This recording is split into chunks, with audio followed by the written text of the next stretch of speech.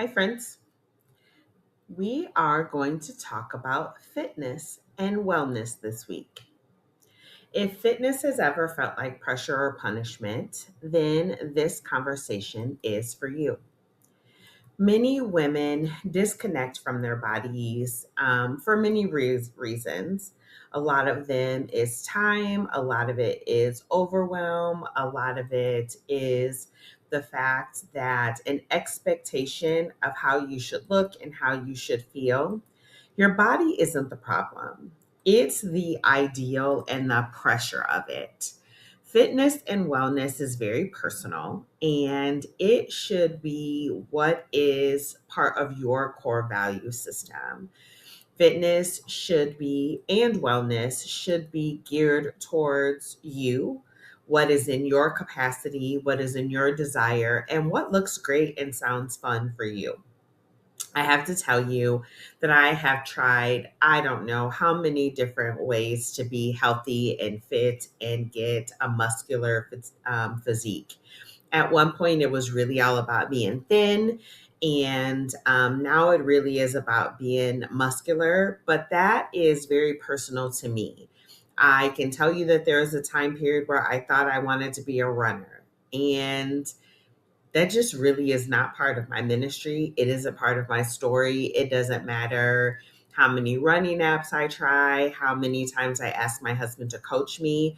Running is not for me. But I have found things that I do love that is going to bring me health and wellness, and I stick to those. The gurus have lots of things to say. You'll never really hear me talk a lot about nutrition in the form of what you should and shouldn't eat, besides the fact that you should eat a decent amount of protein, a decent amount of vegetables, manage your carbohydrates to make them complex so that they turn into the crucial things that your body can absorb. And most importantly, hydration and rest. I'm not going to subscribe anyone to a specific diet. That is a physician led conversation. That is not one that I want to advise on without knowing personal information. But I do think eating the rainbow is important, hydration is important, supplements are important, and rest is important. But we are going to talk about the seeds that we are weaving in our fitness route. And this is really about wellness. But the grounding seed helps us to listen to our body. It helps us to understand what works for us and what doesn't. If you're doing an exercise that brings you extreme pain, and I'm not talking about regular muscle fatigue that you get from, working a muscle that hasn't been worked. I'm talking about something that makes you so uncomfortable that you can't function for days. That's not a fitness routine that is for you, even if your girlfriends are doing it. Um, get some professional information or professional help before you start a fitness routine. We are going to talk about clarity. Be clear on what your goal is. If your goal is to have endurance, if your goal is for a smaller fatigue, if your goal is for fat burning or muscle building, we want you to be clear about what your goal is. If it's overall health, then it's not just going to the gym and eating Krispy Kremes later in the day. It's not just about drinking a bunch of water and not eating enough protein. You need to be clear again about what your goal is. Empowerment helps us to release comparison and do things that are meant for us.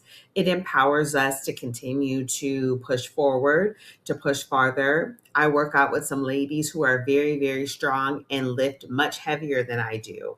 Would I love to be able to lift what they lift? Yes. However, I need to build to that. They're built different from me. They've worked out previously. Their endurance looks very different. I'm also a little bit older, and I have to be careful about the things that I do and my previous injuries and protecting my body from having those injuries. Um, Action really helps us to stay gentle. Action gives us something to do and to be consistent with it. It's more of, instead of, I have the idea that I would love to try Pilates, Let's put that in action.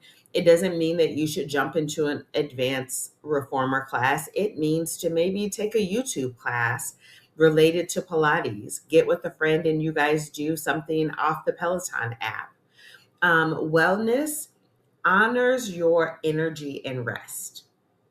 So the seed of wellness helps to make your overall goals sustainable. For me, I want to be able to be comfortable in this body, that if I'm blessed to live in this body for a really long time, I want it to work well and I want to honor that. I didn't do a lot of taking care of my body when I was younger. I didn't necessarily abuse it, but I didn't do the things that would help me to have longevity in my 20s. And here we are. I'm going to be 50 this month, and I want to make sure, well, in February, I want to make sure that if I'm going to be here for a long time, that I am having a good time. And connection. Make your movement supportive. Ask girlfriends to walk with you. I have a walking pad at home. Sometimes I get on a phone call and walk while I'm on that phone call. Sometimes it's having a walking pad in your working unit. It's asking people to walk with you at work. It is asking your family to have a dedicated time frame for you guys to move your body together. I have a couple reflection questions, and this is kind of the general consensus of how these conversations are going to go. We are on the wellness and the fitness route. We have two more routes, and I'm just going to keep talking about these over and over and over again. Reflection question number one is, how do you feel about your body right now? Are you grateful for what it can do? Are there things that you want it to do that you need to work towards? Are you beating yourself up for not taking care of yourself? I would say to start with being grateful for what your body can do and working towards what you would like it to do. Reflection question number two is, what movement feels supportive? There are some people who do not like to lift weights. There are some people, namely me, that I don't like cardio. My ab work needs to be disguised into something else. And so do moves that feel great, that feel good for you. If it's just taking a long walk, taking a short walk, doing lots of stretching. I'm a huge yoga, Pilates, weightlifting girl. There are some women and men who prefer swimming. There are some runners out there. That is not me, but there are some. And what does consistency look like for me? Does consistency look like I am going to commit to move my body for 7 days in the month of February? Does consistency mean that I am going to move my body every time I have an off day? Does consistency mean that I am going to make sure that I'm having wellness checks every scheduled time I'm doing my annual exams? What does consistency look like for me? Not my neighbor, not my parents, not my friends, for me. Now, let's talk about sustainable habits. There are 3 habits that you can use to reconnect to your body.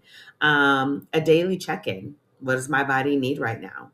Do I need more rest? Do I need more movement? Do I need more food and fuel? Do I need more hydration? Are there several things that my body needs today? Make a habit number 2 is make a minimum movement commitment. What is a minimum amount of movement that you can commit to with your busy schedule, caring for others during a season of being sick, being in a season of being snowed in? What is the minimum amount of movement that you can do? What's felt so, I mean, Let's set aside 10 minutes of walking, stretching. Chair stretches work if you have to sit at a computer. Every 50 minutes, do 10 minutes of stretching in your chair. Every 50 minutes, get up and take a lap around your office. Every 50 minutes, step away from whatever you're creating and come back refreshed. Take 10 minutes to stretch before you pick up your phone in the morning. Habit number 3, a weekly movement reflection. What felt good and what didn't? What felt supportive and what didn't? Check in with yourself. I did or didn't move this week. How do I feel? What does that look like? And I say for anybody who's trying a new habit to start a tracker. It can be overwhelming to kind of keep up in your head like, did I do this? Didn't I do this? Am I feeling better? Am I not? Am I seeing progress? Am I not? You can check off on a calendar that you moved your body, and it'll help you to see if you did or didn't were or weren't consistent. And you can gauge what your progress and success looks like depending on the effort that you put in. So, Rooted in Six supports a wellness that works for you, for your real life, for your current season, and it's to work with you and not against you. If you feel like you need support in this area, please reach out to me. I'm happy to help you design a wellness plan, program, or habit that works for whatever season you're in and that's going to honor you. Have a great day, friends.